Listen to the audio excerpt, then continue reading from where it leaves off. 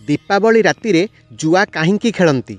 दीपावली रे जुआ खेलिबा ठीक किंबा भूल कौन रही शास्त्रीय मान्यता? दीपावली रे जुआ खेलिबा परंपरा केमिति सृष्टि हैला?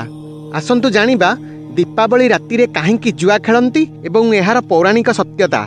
जय पतित पावन जगन्नाथ, जय सनातन। आपण देखुचंती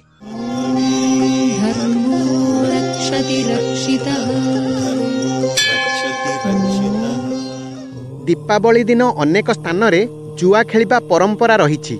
एहार मुख्य लक्ष्य हेउछि वर्षक पई निज भाग्य को परीक्षा करिबा। एही राति रे भगवान शिव एवं माता पार्वती जुआ खेलिबा प्रसंग को मध्य जोड़ी थांती, जेउथिरे भगवान शिव पराजित होइथिले। दीपावली राति को बहुत शुभ कुहा जाए। एही दिन माता लक्ष्मी को घर को आसिबा को आवाहन करा जाए। कुहा जाए सेही दीपावली राति रे जुआ खेली जदि जीति जाई थांती तेबे वर्ष सारा भाग्य चमकी उठे एवं आर्थिक बाधा रहे नहीं, किंतु जुआरे हारी गले धनहानिर संकेत बोली कुहा जाए। वास्तव में यह एक दुर्गुण, किंतु किछि लोक एहाकु भगवान शिव एवं माता पार्वती द्यूत क्रीड़ा को शास्त्र सम्मत मानि थांती। तांको नजर रे यह शास्त्र सम्मत अटे।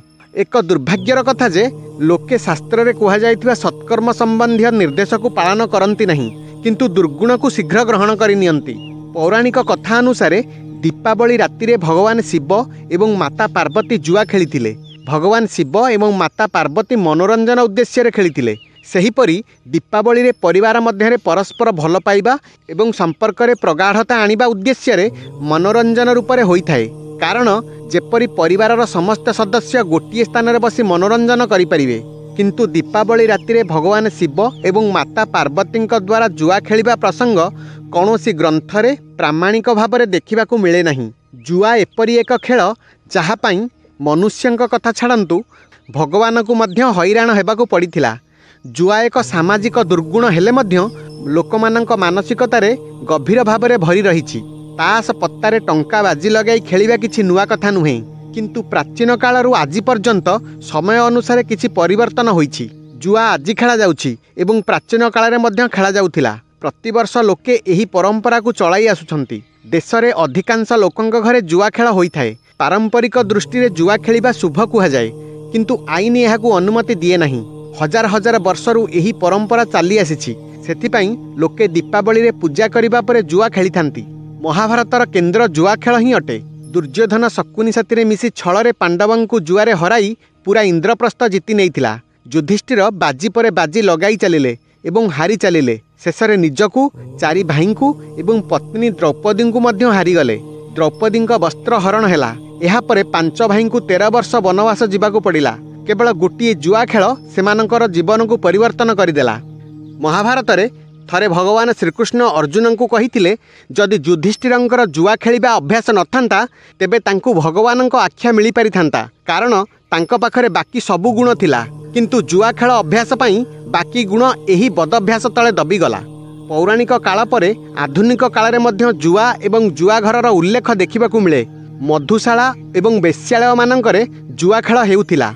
आलेक्जेंडर भारत आक्रमण समय अनेक स्थान रे जुआ घर एवं जुआ खेल हेउथिबार उल्लेख देखिबाकू मिले। प्राचीन कालर मगध एबेकार बिहार रे अनेक जुआ घर थिला एवं नंदवंशर राजा धननंद निजे जुआ खेलुथिले। एहा परे सम्राट अशोकंक समय रे जुआ खेल हेउथिबार प्रसंग देखिबाकू मिले। जुआ खेल रे बलराम मध्य हारिथिले। श्रीमद् भागवतर गोटिए कथा प्रसंग रे वर्णित रहिछि। श्रीकृष्णंक पुत्रर विवाह रुक्मी कन्या सह हेबार थिला। रुक्मिणी हरण समय रे भगवान श्रीकृष्ण रुक्मी को युद्ध रे हराइथिले। रुक्मी सेही अपमान को भूली पारि नथिला। से विवाह उत्सव रे बलराम को जुआ खेलिबाकू निमंत्रण देला। बलराम सरल थिले। रुक्मीर आमंत्रण को मना करि पारि नथिले। रुक्मी छଳରେ बलराम को हराई देला एवं राजसभा रे अपमानित करबाकू लागिला।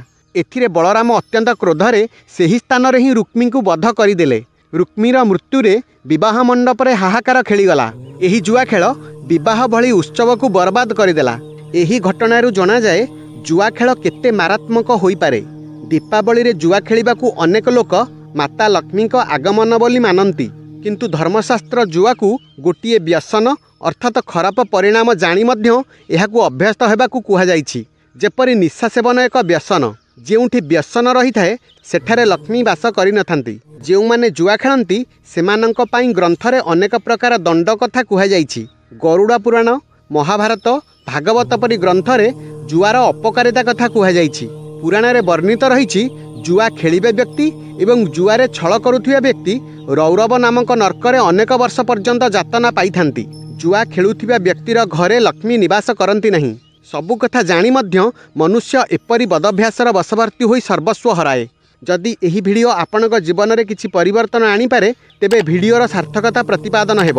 ଯେଉଁମାନେ ନୂଆ ଦେଖୁଛନ୍ତି ଚ୍ୟାନେଲକୁ ସବସ୍କ୍ରାଇବ୍ କରିବାକୁ ଅନୁରୋଧ।